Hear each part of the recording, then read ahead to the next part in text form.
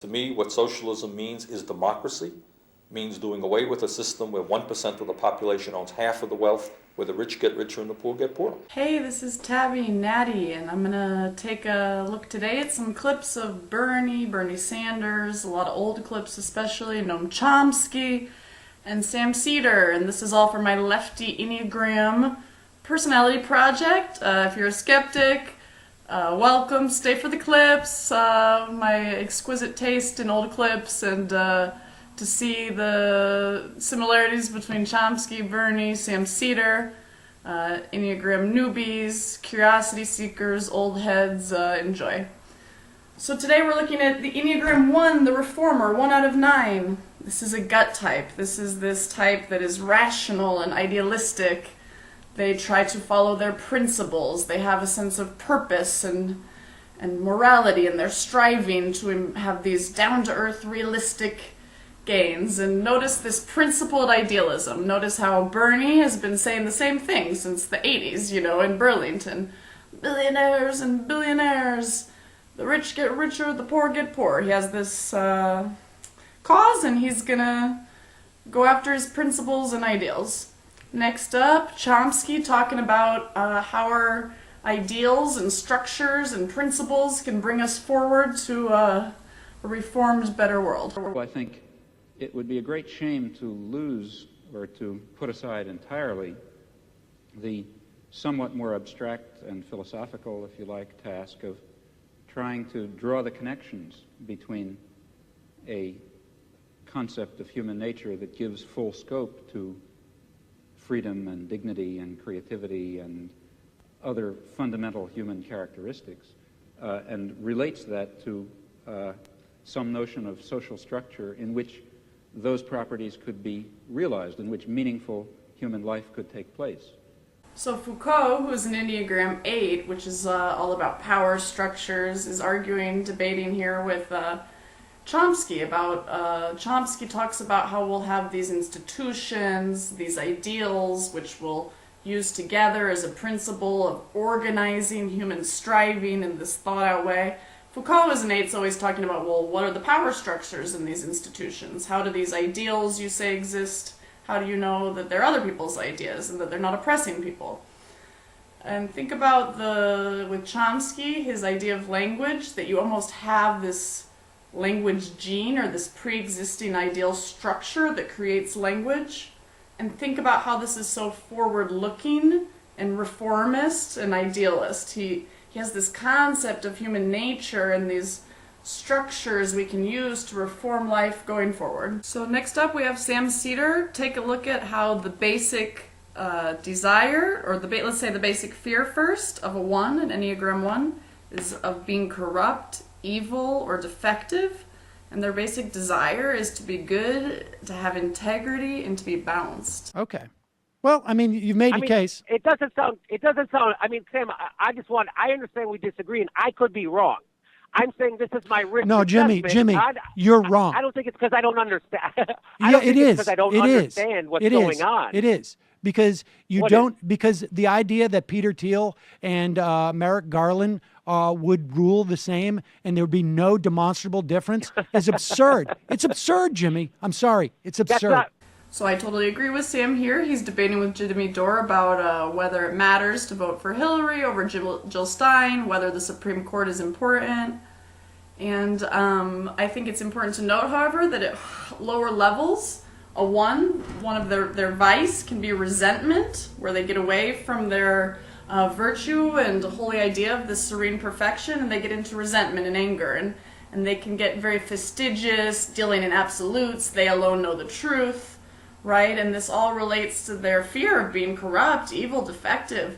But this also comes from a place, you know, I agree with Sam here. Their ethics and their conscientiousness at their best come from a very, almost, I read once, transcendently pragmatic, this very down-to-earth realism of what will create change going forward, what are the facts, you know, being balanced. Okay, this ideal is true, but also in realism, what will happen if we vote this way? Ordinary citizens feel very hopeless about the future. In Burlington, we have shown that you could stand up to the system, and at least you can win some good victories. Best of luck to you. Thank you. So ones with this idealistic reformer outlook and this pragmatic element, they like to strive and have causes, and they care about the smallest change. They're very pragmatic about Bernie here's like, you know, even just a little change back in the 80s is great. You can also see coming up next, Noam Chomsky talking about even the smallest moral progress, even if it doesn't change the whole system, even if we don't have a revolution, that reform does indeed matter. Well, I think it does make a difference. I think it makes a lot of difference. So ones sometimes tend to be, with this ethical, moral drive, teachers, crusaders, advocates for change. I'm going to have to look more, I think, Richard Wolff with his economic updates and show teaching about capitalism. Here we have Sam in Wisconsin, Sam Seder, back during all the, 2011, 2012, all the union protests where the unions were about to be decimated by Scott Walker, and he's out crusading and teaching and yelling about like what's right and what needs to be. Governor Walker claims that Wisconsin is broke, but makes no mention of the fact that union pensions are fully funded for 19 years. While we watch him cut taxes and allow 2/3 of the corporations in Wisconsin to pay no taxes at all. We're told that the financial crisis and the Great Recession caused by the filthy rich in this country have led us to a time where we all must share the sacrifice. And then we watch Washington give millionaires and billionaires tax cuts at the expense of feeding poor kids. So the Enneagram 1 is this rational, principled type, and when they're less healthy, their principles get sort of fossilized and not in touch with the pragmatic reality and just become this overweening moral superego that is not in touch with reality, like Jordan Peterson, Hillary Clinton. They become hypocrites without realizing it because of their principles. But a higher level one, a more healthy one, is in their basic desire to be good, to have integrity, and to be balanced. They become very discerning. They become very wise and noble. So take a look here at Chomsky. I should say that you're not going to find any general principle that applies to this case. You have to deal with each particular instance. No, you have to deal with each particular instance. So Chomsky has the insight here about moral law that you literally cannot necessarily have just some overweening law that decides everything. You need to be in touch with the pragmatic reality. You need to have this ability to be wise, noble, and discerning in your ethics. That the actually wise principle is to have no principle and to be present to each question and each moral moment. So ones are this gut type who are trying to stay true to their principles, and they struggle with resentment and impatience, but they're striving for this perfection and serenity. And so in order to try to stay true to their principles, sometimes they will repress their inner urges, and they think that that other people can see all this like confusion underneath, but on the outside people actually might say they're kind of repressed and trying to hold on, be rigid and self-controlled, even if they don't experience that themselves, and they're trying to keep the lid on this passion and desire. Look here at Chomsky fighting with a guy about the truth about Nicaragua and trying to keep a lid on his anger in order to be staying true with his principles. To blow up the church radio station. The editor of the Independent newspaper was found in a ditch, mutilated and cut to pieces with machete. May I continue? I did not interrupt you. Don't you ever want to put a time value on anything you say? Or do you want that was I'm talking about 1980. You are a systematic liar. Did these things happen or didn't they? These things did not happen in the context in which you suggest at all. And when you suggest that Cruz... So ones at their best are very much this rational realist. Chomsky, when he's frustrated, he tries to say, but did this happen or not? So at their best, the ideal can be reality. Now this can get distorted. Look at the strategy of a lower one, like Hillary Clinton or Jordan Peterson, where that is their strategy, is to resort to a call for realism and reality, like what is tangibly real in moving forward, but they've kind of lost their map of reality. But that's Chomsky's first impulse. Did this happen or not? When he's trying not to get mad. So ones are always becoming organized, orderly, fastidious, all in pursuit of sort of their moral striving. They want to always reform and improve things slowly. So here we're going to look at Sam Seder's famous debate with Walter Block and look at how he sees things in terms of this practical day-to-day survival, what you actually need, his organized about what the facts on the ground are about surviving. What is the value of making $5 an hour if you're living in New York City? It's better than zero. Well, but what is the value of it? If you can't feed your let me ask family, you- if let you me can't ask you- but wait a second. Don't interrupt me here. I'm If you sorry, cannot- I've interrupted you. I apologize. I understand. It's all right. I'm used to it. The point is, if we cannot provide a living wage for people, if the market cannot provide a living wage for people, then what is the value of it? I mean, if they cannot go out and rent an apartment, if you cannot go out and feed your children, if you cannot get health care, what is the value of that $3 an hour job, $2 an hour job?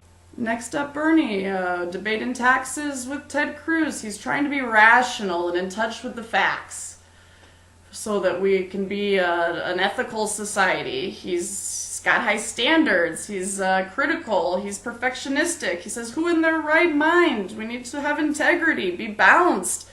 The desire to be balanced and not be corrupt. They need to have a balance of money. We need to improve this. Of massive income and wealth inequality, when the rich are becoming phenomenally rich, when corporate profits are at an all-time high, while the middle class struggles and we have 40 million people living in poverty, who in their right mind, in all due respect, believes that we should give massive tax breaks to millionaires, billionaires, and large corporations? So ones with their principled, idealistic reformism, this fear of being corrupt and defective, this desire to have integrity, be good, be balanced, they often have this strong sense of purpose, this teacher, crusader. They also often feel they have to justify their actions to themselves and often to others. This is why Sam Seder is on Majority Report every day talking about, is this right? This is not right. Chomsky's been doing talks and debates for decades. This we've done is not right. I'm justifying. We need to have a moral accounting. Probably Nathan Robinson too, Richard Wolff, Bernie. They're out there saying, this is what needs to happen or not. And so also because of this purposeful orientation, they spend a lot of time thinking about the consequences of actions and trying to not act contrary to their convictions. Here's Chomsky talking about thinking through the consequences of civil disobedience and what is ethical action. For example, I would derail a train that was carrying live ammunition to be dropped on the people of Vietnam. So we see Chomsky with this sort of wise, discerning, measuring, noble, moral heroism of a healthy one, saying, maybe it is ethical to derail a train based on what the consequences of this action are for this unethical thing in Vietnam.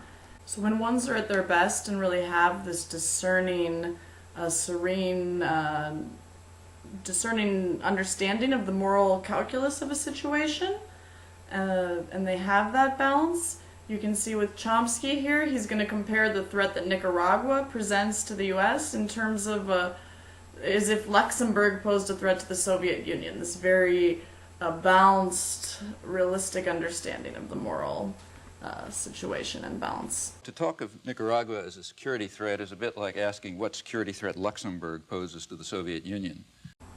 Similarly, this ability to discern about the real threat is related to this consequentiality of the one. The one, part of their motivation is to escape being condemned. And that's why they try to justify themselves, especially when they're more unhealthy. This Jordan Peterson, I'm going to go crusade and say what I think is real and not be condemned, because they want to be good and balanced. And so that's why they think through what are the ethical consequences of action. So that's why Chomsky has these very good ways of, Nathan Robinson, another one, describes it as seeing it, I think, from the other person's perspective, how that would sound, which is this metaphor of balance and seeing, well, actually, if you're saying Nicaragua was the threat to the U.S., if we're looking at this objectively, that's like literally saying Luxembourg is a threat to the Soviet Union, which is absurd. Next up, another sample from Sam's famous debate with Jimmy Dore, where he's yelling, he's impatient, he's resentful, because Jimmy's not looking at the consequences of his actions, which is, if Hillary doesn't win, the Supreme Court will maybe be in danger. And Jimmy tries to say, that's not likely to happen if we have that vote. It's not likely at all. And a one is thinking about what are the real consequences of our actions. I think I just kind of showed you how you're wrong about all this stuff, and you're voting out of fear again. Out of fear. Oh, because there might be 2 Supreme Court judges. What if there's 3? What if the moon falls into Lake Michigan? What are we going to do then? Now, Jimmy, let's talk about risk assessment. Do you think there's a difference in the probability that 2 80-year-olds with multiple cases of cancer are going to serve out their term versus the moon falling into Lake Michigan? I just disagree with your forecasting, Sam. I don't agree with it. I think it's a bigger risk. Do you want to look at actuarial tables for the life expectancy of an 80-year-old man who's had multiple cancers? Next up, we have the opening clip from Sam Seder in his sort of weird comedic lefty movie, Bad Situationist, where I think he's making fun of some leftists who are kind of in fantasy land, who nothing with situationists are interesting, but sort of this like not being in reality, this melancholy, and wanting to be very much in the reality of going forward. In this opening clip, you'll see about this basic desire of the one to be balanced. So a 1 in this basic orientation of wanting to make the world perfect and to be better, sort of like they were born and they have this moral sense, this activist gut sense, Bill Maher too. So they think they're this rational type, but really they have just this ethical sense of mission. And so they sense something is wrong, right? Their holy idea is perfection, and they sense, no, it's not perfect. We're fallen from that. And certainly it's true that in the world there's a lot of imperfection. And so they want to reform it. And they can fall into having this superego voice that's berating themselves, others. They can never give anyone credit. They can kind of get berating and hypocritical and ossified, this Hillary Jordan Peterson vibe. And even these more ethical, in my opinion, crusaders like Bernie, Seder, Chomsky, they can get their touring around with their same moral points. It can get repetitive, right? I can imagine on the other side being like, oh my God, shut up. But that's their basic fears of being corrupt, evil. They desire to be good and balanced.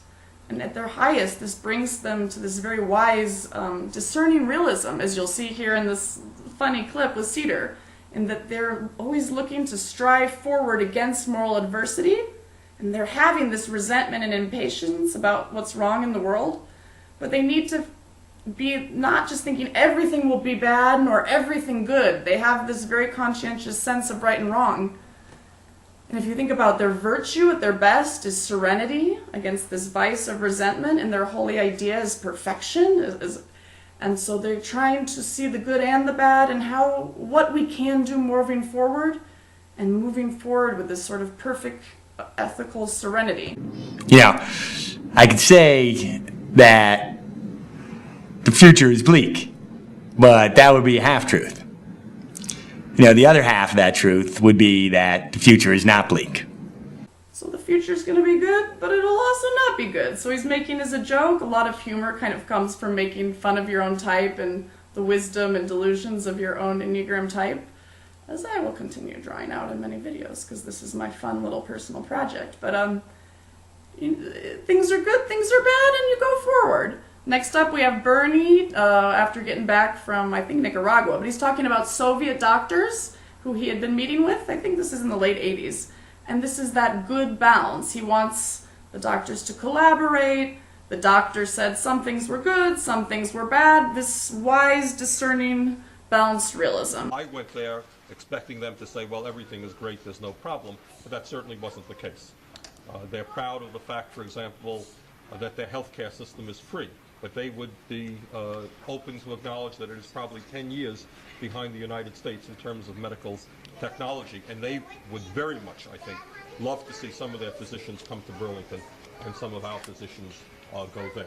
Next up, with continuing the theme of this desire to have a balanced ethical integrity, is Noam Chomsky debating with William Buckley, I think in 68, 69, talking about the balance of power in the Cold War, and being truthful about the balance of the ethical sins and this interplay, this ethical structure that is, there's a balance to it, that you need to be wise, you need to be discerning and noble to reform correctly and move forward and strive into the future. Say something? Sure. I think that's about 5% true, and about, or maybe 10% true. It certainly is. Why do you give that? May I complete a sentence? Sure. I mean, it's perfectly true that there were areas of the world, in particular Eastern Europe, where Stalinist imperialism very brutally took control and still maintains control. But there are also very vast areas of the world where we were doing the same thing. And there's quite an interplay in the Cold War. You see, what you just described is I believe, a mythology about the Cold War, which might have been tenable 10 years ago, but which is quite inconsistent with contemporary scholarship. Ask a Czech.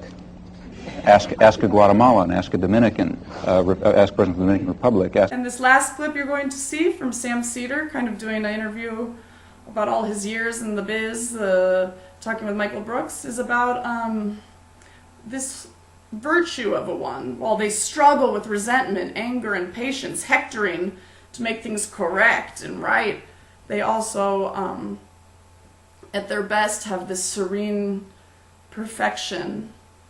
And so you're going to see Sam giving this image of beautiful, serene perfection. Well, Atrios has this concept that he's always talked about, which was butterfly wings, right? Like, it's just, you're over here, you're a butterfly, you're just trying to create wind, and maybe on one day, you know, all the butterflies are flapping their wings at the same time. This beautiful image that really encapsulates this ideal ethical crusader one of just this butterfly flapping its wings. You know, Michael had asked how Sam felt about not, you know, he'd been in the biz all these years yelling about everything that's wrong, and yet there's so much bad that's happened. And it's like, you know, this natural, you know, be like a lily in the field, right? You just flap your wings, you say what you can say. With the image of the butterfly, we come back to this beautiful transcendent pragmatism. Think about Platonism. There's some Platonic element to the Enneagram. You know, you can look at Homer and old stuff. There's a lot of traditions. But the essence is. So one has this pragmatism, but always realize that it's in the service of ideals that they have about reality. That's why it's a transcendent pragmatism. It's not pure pragmatism. This is where Chomsky gets critiqued sometimes, that he has almost these mythical ideals. Think about one like Richard Wolff, that he makes these very pragmatic arguments about the economy, but it comes back from a principle. One's basically irrational, but they tell themselves they're a thinking type, when really they're a gut type, and they justify this activist gut instinct they already have. And so always this play between the principle and the reality. So this is where someone like Thoreau, this Sam Seder, Survival Sam in the woods, Thoreau wants to be a minimalist and be very in reality, but it comes from this principle of what is right, and that has almost this idealist form, right?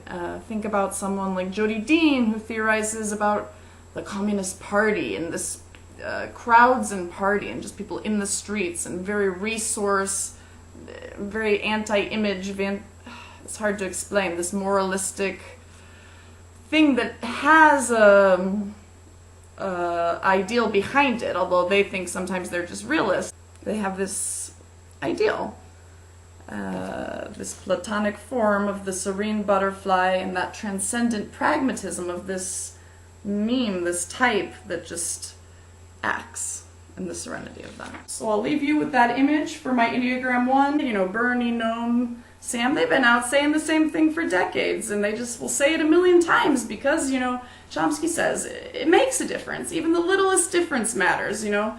At the end of the Cold War, Bernie said, hey, I can get elected and do a little something here in Burlington, and people respect that about them. They just, that's their species, right? They're just this butterfly, and they are just going to flap. There's a niche, there's a perfection to that. They're this gut activist of what's right and wrong, to be balanced, also to be good and have integrity and be balanced. I mean, what a beautiful image with the butterfly, and this hope that maybe one day all the wings will blow together. But they will be there doing that because they need to justify themselves, and they're conscious. They want this sense of mission. And so maybe one day all the winds will come together.